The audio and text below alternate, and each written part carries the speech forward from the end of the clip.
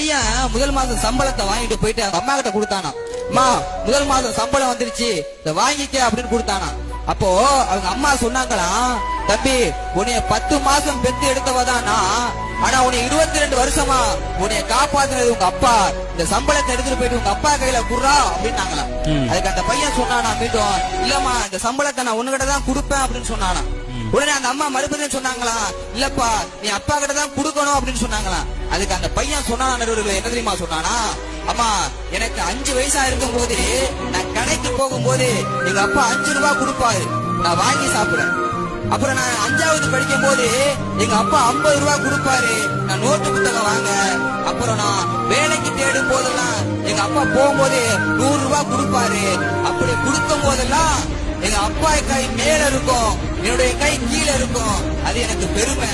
ஆனா இன்னைக்கு போயிட்டு இந்த சம்பளத்தை எங்க அப்பா கையில கொடுத்தா என் கை மேல வந்துரும், எங்க அப்பா கை கீழே போயிடும் அப்படின்னு சொன்னா